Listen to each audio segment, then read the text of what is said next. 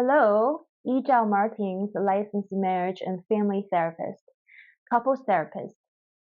So in the past month or so, we explored four parts in the context of ADHD impact relationship and infidelity. What are those? They're the dopamine chaser, the taboo lover, the shame boss, and the guilt mask. So each of those parts are part of you or me. Everyone has those parts. You can call them parts. Sometimes people call them ego states or alter egos. They're just one element of the psychological development inside of us that cannot be get rid of. We can get to know them, befriend them, so they don't dominate our systems. So each of those parts has its own manifestation in our own body that I hope you have spent the time to explore with me somatically and how does it look like and feel like for you. And each of those parts has its own featured thought patterns and behavioral patterns. Let's review them. The dopamine chaser will think, I want it now. Does it sound very young, right? And the taboo lovers presentation is, you cannot make me. Do you feel a little bit teenager energy? The shame ball is also very quite young. It curls up and says, well, I'm all bad. I'm not good enough. Well, the guilt mask tend to say, well, I could have, I should have, or I shouldn't have. This is that we talked about a little bit more developed as for more relational. So they are all developmentally very necessary and very appropriate. But if one of them or all of them dominate on your personal system, they can cause some trouble. Because then when your mature adult self is not present and those younger parts are taking the stage and dominating the show, then they may cause some trouble or sufferings for you or for your loved ones. And let's take a look at those parts in the ADHD population. So I am relating what I learned from research and clinical practice to those four parts of us. And by no means I'm trying to labeling or degrading this population with ADHD. And we actually all have those parts. So I just wanted to point out the relationship of those parts manifesting for people with ADHD in relationships in our context of infidelity and transgression. So this is purely for exploration and learning purposes. So let's take a look at dopamine chaser.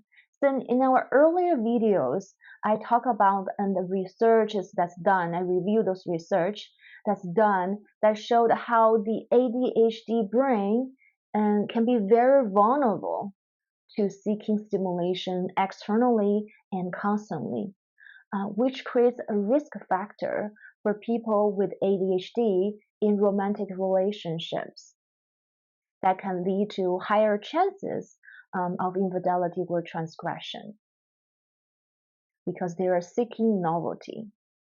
That's only a risk factor. It's not a determining factor. And for the taboo lover, we talk about taboos are certain rules and certain agreements within a certain community and reflecting their values. So if one tends to be more engaged and taking pleasure in pushing against those rules, we talk about the taboo lover part, and that can create a higher risk of not being loyal in a romantic relationship. The ADHD diagnosis tend to comorbid with what we call ODD or CD.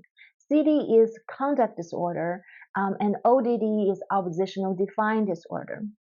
So I haven't seen enough research to support why the relationship between ADHD diagnosis and the conduct disorder and ODD.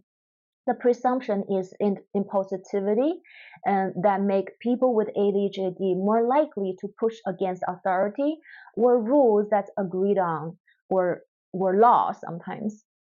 So they tend to violate those rules. And maybe my guess is the taboo lover really dominate this moment and work with the dopamine chaser that actually create pleasurable sensations in the body. But the comorbidity shows that the ADHD brain may be more interested in pushing against authorities and rules, which can manifest in romantic relationships. As for to not following the agreed upon boundaries, come to having contact or intimacy with the opposite sex outside of the romantic relationship. So that's another risk factor that may increase their vulnerability to infidelity. The third one is the shame ball. So we talk about that's a very young part where there's perceived criticism or internalized criticism that start to pile up and dominate and flood one's personal system, and they start to shut down and withdraw. So cut off their connection with the outside world and themselves. There's a two type of disconnection, two layers of disconnections. So that can also be a risk factor. How come for the ADHD population? So a lot of people, even children with ADHD, diagnosed or not diagnosed, they tend to show a lot of behaviors early on that can be targeted by other people. Sometimes they're peers, sometimes they're caregivers, sometimes they're educators, and later on maybe they're coworkers or employer or romantic partners. So they are more vulnerable to criticism because there are natural traits of ADHD, like not paying attention to details and getting distracted easily, say at work, in the classroom, or when having conversation with loved ones, and a hardship to follow through with tasks, procrastination. All of those, if not understood as part of the ADHD symptom, can be construed as being disrespectful, being slow, with low IQ. That's actually not true. They can be quite intelligent, but they're often being misunderstood and criticized by other people. So you can guess what happens if one's being exposed early on with criticism, right? They can develop low self-esteem.